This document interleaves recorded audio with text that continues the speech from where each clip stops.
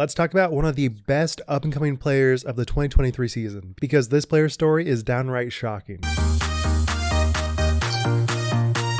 lot of you are watching but not subscribed, so if you could subscribe, it would really mean a lot to me. All right, so you guys may have noticed that there was a new player on FPO named Caroline Henderson. What you may not know is that she actually has a pretty crazy story. So she came from Frisco, Texas. She's only been playing since like the end of 2020. She decided in 2021 that she wanted to pretty much drop everything, become a pro player. The following year, she sold her house just to be a full-time disc golfer. And when she did decide to become pro, she was only rated 860. So she was clearly not even close to where you need to be on the pro tour. But she just knew that she wanted to. She had a tremendous drive and athletic background, and she just dialed it in. And clearly it shows, because she was top 10 in her very first pro tour appearance. And not only that, but she had tremendous drives to go with that. So a little bit about her.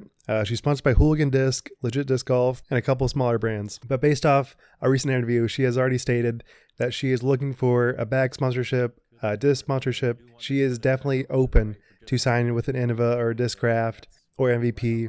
She did state that she really loves her Nukes and Graces. So maybe there's room for Discraft or Latitude. I'm not fully sure. But I think it would be a great value pick to pick up this up-and-coming player that has so much room to grow and is clearly already a mainstay. If she can get top 10 in her very first appearance, there are so many nerves that come into play, and she didn't even get fazed by any of it really, besides a little bit in the final round where her putting was a little bit shaky. So on the topic of putting, it is clearly her weakest part of her game. She missed, I think, all of her Circle 2 putts and missed a lot of her Circle 1 putts, but it's clear that she is an athlete and she can just practice again and again at putting to become a better putter. In an interview, she stated that she's not even really practicing her putting all that much until recently. She was basically just working on drives and distance and approach shots, which is pretty clear because her approach and distance game is pretty next level, even for a person that has been on tour for a while, that is a little bit more experienced. And you can obviously tell that this person has a lot of confidence. The way that she throws and the way that she conducts herself, she just knows that she wants to be in this industry and being an elite force. She's already made obligations to GK Pro, doing some shorts and some extra footage. So she clearly has already made herself a presence, not only on the course, but also on the social media side, which every player knows is one of the biggest parts of being on tour. The throws that you make are obviously important, but nothing compares to the social media presence that you have. And so a little bit about how she got to this spot. So she was a pretty elite high school softball player. She got injured, couldn't play in college, but she has always had that athletic background. And I think it is pretty clear in the way that she throws her forehands that she has that extreme power and she can generate a lot of velocity. And that allows her to also learn and acquire new skills very quickly and consistently throw those shots again and again. So looking at this player, I see a lot of Ezra in her. There is a lot of practicing for years just to become a elite force the day that you start the tour.